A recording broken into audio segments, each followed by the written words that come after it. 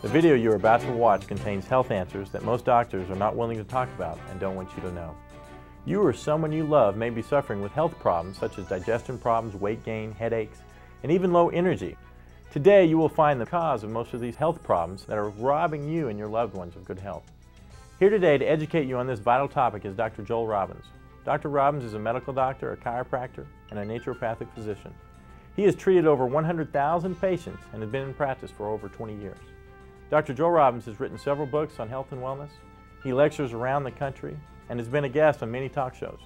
In fact, the United States Air Force called him to Washington to help them improve the health of their pilots. Dr. Joel Robbins is a true living example of someone who walks his talk. At the age of 47, he still looks like he is in his 30s. Please pay close attention now as he shares with you today the major cause of most of you and your family's health concerns. In traditional medicine, and unfortunately in complementary health care, we look at the symptom and we say, all right, with that symptom, this diagnosis, what remedy do we give? Is it a drug? Is it surgery? Is it an herb? Is it colonic therapy, acupuncture? What is it? But we fail to ask the primary question, the basic question, which is, what is the cause? If you have a headache and you go to the doctor, he prescribes aspirin, you take the aspirin, your headache goes away.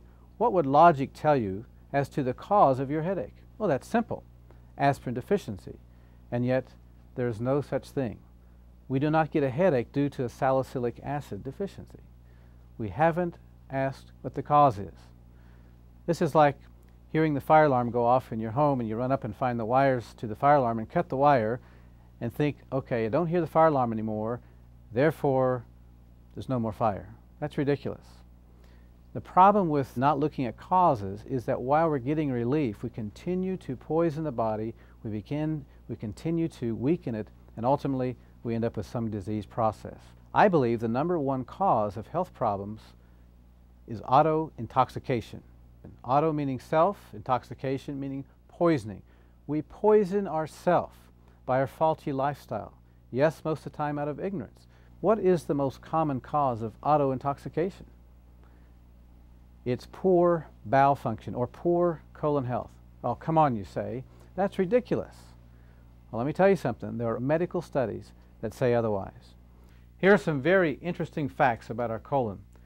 This first one comes from Dr. Anthony Bagier, a professor of gastroenterology in New York, concluded after a 25-year study of over 5,000 cases that every physician should realize that the intestinal toxins are the most important primary and contributing causes of many disorders and health problems of the human body. That's profound. When I went to medical school, chiropractic school, even naturopathic school, I was not taught about the relationship between colon health and physical problems. That is sad. But after 20+ years of clinical experience and also the hundreds of medical studies, we now know better. The health of the colon does make a difference. In this video, we're going to learn how poor colon health can lead to serious health problems. We're going to learn what auto-intoxication is, what causes it, and what we can do about it. Many of you are hurting, many of you are frustrated, you have health problems you're not finding answers for. Just listen up. We're going to give you hope. There is a solution.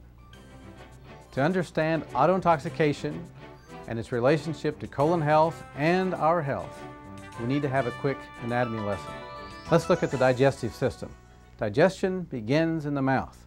As we chew our food, saliva mixes with the food. Saliva contains some enzymes that begin the process of digesting that food. We swallow the food, it goes down into the stomach where digestion continues. From there, the food goes into the small intestine where digestion finishes up, and then food is absorbed through the villi in the small intestine. After digestion, after absorption, the food is passed on into the large intestine and becomes fecal matter. It goes across the transverse to descending colon, the sigmoid colon, and out through the rectum. Here's a diagram of your small intestine. It is about 25 feet in length and approximately the width of your thumb. On the close-up here, we see what are called villi. These are finger-like projections through which nutrition is absorbed into the bloodstream to nourish the body. Now, eating toxic food, junk food, can cause a film to build up over these villi, which will hinder the absorption of nutrition into the body. And it really doesn't matter how many supplements you take, not going to get the benefit of your money. In this diagram, we're observing the normal movement of food through the small intestine, and then it becomes fecal matter in the large intestine, going out in a timely fashion, one meal in, one bowel movement out. In this diagram, we're observing a sluggish bowel in which several meals are backed up in the large intestine, which is the result of constipation and certainly produces toxic bowel syndrome. You're supposed to have 2 to 3 bowel movements a day if you're eating 2 to 3 meals a day. The bowel movements should be effortless, odorless, and well-formed, and leave you with a feeling of satisfaction and cleanliness when you're finished. Dr. Norman Walker, who by the way died at the age of 109, was one of the foremost pioneers in colon health. He stated that out of 100,000 autopsies that he had attended, there were less than 10% normal colons. Dr. William Hunter said, "The colon is the sewer system of the body, but with neglect and abuse it becomes a cesspool of toxins that spill over into the body." Let me tell you the true definition of regularity. If you eat a meal, you have a bowel movement. You eat 3 meals a day, you should have 3 bowel movements a day, just like a baby. You feed a baby, 20 minutes later, it has a bowel movement. So let me ask you a question.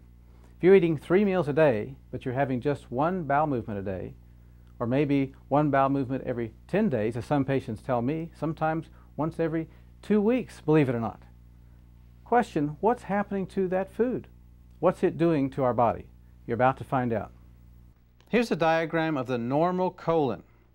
Notice the ascending colon, transverse colon, descending colon, sigmoid, and rectum. Look at this example of how toxic a colon is. Look at the cross-section of the colon, only leaving a small passageway to eliminate. This waste builds up, causes poisons, which are then absorbed into the body. This is what happens to our colon when we ignore the body's urgings to have regular bowel movements. Let me ask you a question. What would happen if you were to put a hamburger in a Ziploc bag and left it in your kitchen counter? What would it smell like after a week? Or even worse, what would it smell like after several years? This is what's going to take place in our bodies if we are not eliminating properly. Here are some actual x-rays of people with colon problems. Notice the white areas, that's the colon. Notice how distorted, how prolapsed, convoluted these sick colons are. Serious health consequences are going to result as a result of these colons that are not healthy. In this diagram, we see what's known as a spastic colon. This is the result of stress. See how the colon is contracted in spasm. Obviously, this will hinder bowel function. This is a direct consequence of stress. This certainly sets the stage for serious health consequences as this fecal matter remains in the colon for years. One of the most serious consequences of not taking care of a colon is something called a colostomy. And this is where the surgeons remove the colon and the bowel matter passes out through a hole in the abdomen into a sac. Let's spend some time talking about a major health problem in this country, and that of weight problems.